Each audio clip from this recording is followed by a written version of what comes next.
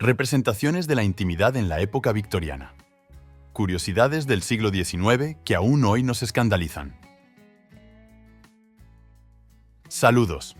Hoy vamos a sumergirnos en el pasado, concretamente en la época victoriana de Gran Bretaña. Vamos a hablar de cómo se imaginaba la intimidad en aquellos tiempos. ¿Es cierto que el coito con una mujer era necesariamente en la posición del misionero? ¿Cómo era el primer vibrador femenino y por qué se extirpaba el clítoris a las mujeres? Por último, ¿por qué niñas de tan solo 10 años se prostituían? Asegúrese de ver el vídeo hasta el final para conocer todos los detalles de ese periodo histórico. El concepto inglés del matrimonio y el sexo. Entendamos primero qué es la época victoriana y cuáles eran las concepciones de la gente en esa época. Este periodo de la historia británica, como probablemente ya habrás adivinado, recibe su nombre en honor de la reina Victoria. La era victoriana duró casi 65 años, de 1837 a 1901. Como puede ver, abarcó la mayor parte del siglo XIX. La sociedad de aquellos años tenía una visión muy diferente de la intimidad corporal entre un hombre y una mujer. En primer lugar, había un mayor énfasis en la cuestión de la maternidad. La gente creía que tener hijos era el valor más elevado y el componente principal en cualquier familia. Era sumamente importante dejar un heredero hecho y derecho. Y tener relaciones sexuales solo por diversión o por placer no era bien visto en Inglaterra en aquella época. Tal acto se consideraba inmoral. En segundo lugar, el sexo no debía practicarse más de 2 veces por semana. Una mujer nunca debía desnudarse delante de su marido. De lo contrario, tal acto también se consideraba inmoral. Había lugares especiales para ello, los biombos.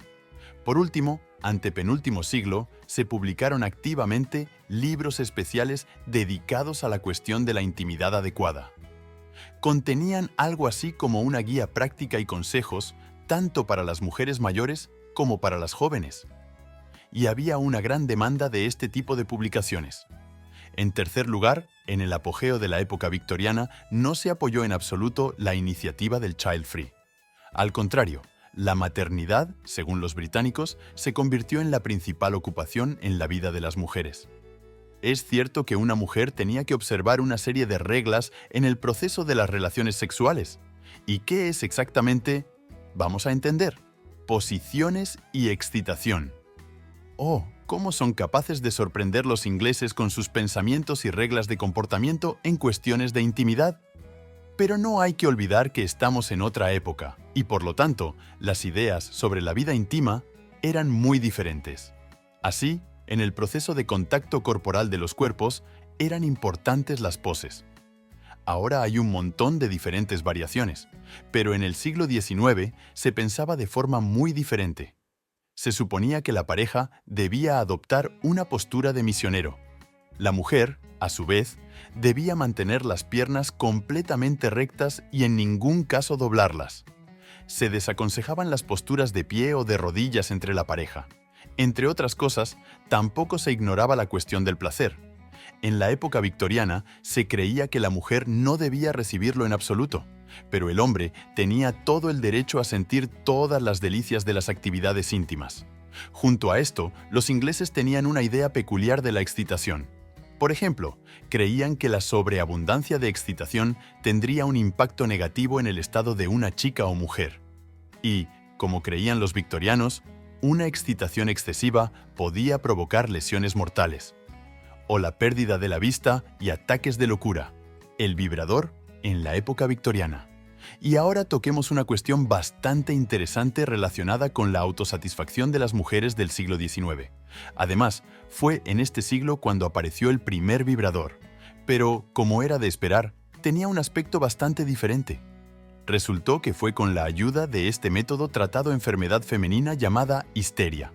Síntomas de esta última: estrés constante, ansiedad e incluso sensaciones dolorosas en la zona abdominal. Es por eso que los vibradores aparecieron gracias a los esfuerzos de los médicos que los utilizaban como instrumentos médicos. ¿Qué era un vibrador en la época victoriana? Una chica o una mujer con histeria se tumbaba en una cama. A continuación, un médico, Un hombre se acercaba a ella y separaba la entrepierna de su paciente. Por último, realizaba un procedimiento llamado masaje genital. El objetivo principal de tal acción era provocar el orgasmo femenino. En aquella época no se podía disfrutar en absoluto. Esto se debe al hecho de que el médico tenía que concentrarse mucho para obtener resultados. Dato interesante, con el fin de sustituir el llamado trabajo manual y simplificar el trabajo muchas veces, solo y se le ocurrió una alternativa. Y es solo vibradores en el sentido clásico. También vale la pena mencionar el clítoris. Para este último, en la segunda mitad del siglo XIX, formó una actitud no muy buena. Victorianos comenzaron a acusar al clítoris que viola todos los límites de la moral en las mujeres y conduce a la promiscuidad. Además, la mitad femenina se comportaba de forma antinatural, histeria, trastornos mentales, mala actitud hacia los demás. Por ello, uno de los médicos sugirió una solución eficaz, en su opinión, la extirpación del clítoris. Antes de este procedimiento, se aconsejó a las mujeres irudoterapia, baños con agua fría, así como una dieta especial. Por cierto, el resultado no se hizo esperar. Tras extirpar el clítoris a una de las mujeres, ésta empezó a comportarse mucho mejor y más femenina. Así lo acaba de comunicar el cónyuge de la paciente. Erótica bajo la reina Victoria. Surge la pregunta: si durante el reinado de Victoria se consideraba inmoral la intimidad y la autosatisfacción, ¿qué ocurría con la erótica en el siglo XIX? ¿Estaba muy extendida y cómo era? Veámoslo por orden. La erótica en Gran Bretaña en el penúltimo siglo sí lo estaba, excepto que surgió como una dirección especial en el arte y la literatura sexual. Se podía ver tal belleza en postales eróticas especiales. Por regla general, estos últimos fueron comprados a mano y representadas en tales postales imágenes o fotografías bastante específicas. Son claramente diferentes de las que existen actualmente. La chica o mujer de las postales eróticas del siglo XIX personificaba la imagen de una persona caída, mariposa nocturna o lasciva. Mandaba a los hombres que se convertían en objeto de sus fantasías sexuales. La prostitución en el siglo XIX. Cuesta creerlo, pero el apogeo de los burdeles de mujeres se produjo justo en la época victoriana. Sorprendentemente, no es posible contabilizar el número exacto de prostitutas. Algunos dicen que había 8.000 sacerdotisas del amor, mientras que otros creen que eran 10 veces más. Como se suele decir, las prostitutas de aquella época no pasaban de una vida mejor.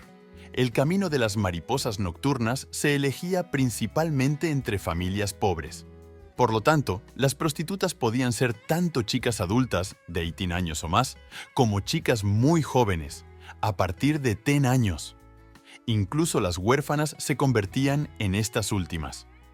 Eran el principal valor para los futuros clientes, porque se minimizaba el riesgo de contraer enfermedades venéreas. Las mujeres mayores, a su vez, consideraban la prostitución como una forma adicional de ganar dinero.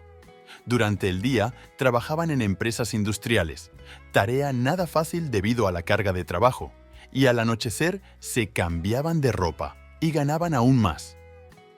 Conclusión. Así pues, la época victoriana se caracteriza por muchos rasgos de la vida íntima. Los ingleses tuvieron que cumplir una serie de normas y recomendaciones para hacer frente a la realidad de la época. Fue en esta época cuando apareció la innovación en forma de vibrador, y debido a la difícil situación económica, las jóvenes tuvieron que trabajar en burdeles.